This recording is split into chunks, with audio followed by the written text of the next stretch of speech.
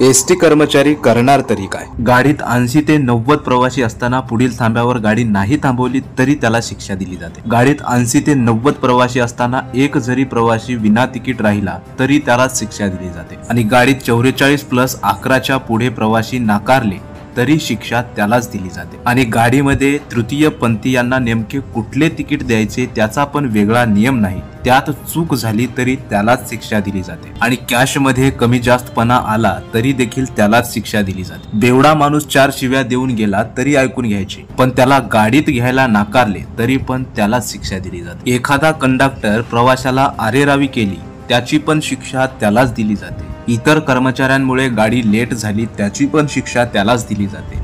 आणि हो, महामंडळाची प्रतिमा जनमानसात मलिन होते फक्त चालक आणि वाहकामुळेच, बरं का। तशी चालू गाडी पेटून प्रवासी मेले तरी महामंडळाची प्रतिमा जनमानसात मलिन होत नाही, परंतु एसटीचा कर्मचारी थोडीफार चूक केली की मात्र एसटीची प्रतिमा जनमानसात मलिन होते। ब्रिटिशांनी 150 वर्ष भारतावर राज्य करून गेले, परंतु त्यांचे नियम मात्र एसटीच्या चालक आणि वाहकांसाठी इथेच ठेवून गेले आहेत आणि त्या नियमांची काटेकोरपणे अंमलबजावणी महामंडळात सध्या सुद्धा चालू आहे। ही पोस्ट एका एसटीच्या कर्मचाऱ्यांनी लिहिली। बघा किती जुलमी कायदे एसटी कर्मचाऱ्यांच्या उरावर आहे। या नियमाला थोडंसं शिथिल करा यासाठी एसटी कर्मचारी कित्येक वर्षांपासून म्हणत आहेत। इतर परिवहन खात्यामध्ये प्रवासी जर चुकून तिकीट न घेता प्रवास केला तर त्या कंडक्टरला शिक्षा दिली जात नाही, तर त्या प्रवाशाला शिक्षा दिली जाते। कारण आपण प्रवास करतो म्हणजे आपल्याला आपली जबाबदारी आहे की आपण त्या बसचे तिकीट फाडले पाहिजे, परंतु एसटी महामंडळात तसे नाही। एसटी महामंडळात त्याच्या उलटे आहे। इथे मात्र एसटी कंडक्टरला दोषी धरले जाते। हे कुठेतरी थांबलं पाहिजे। मित्रांनो, आपण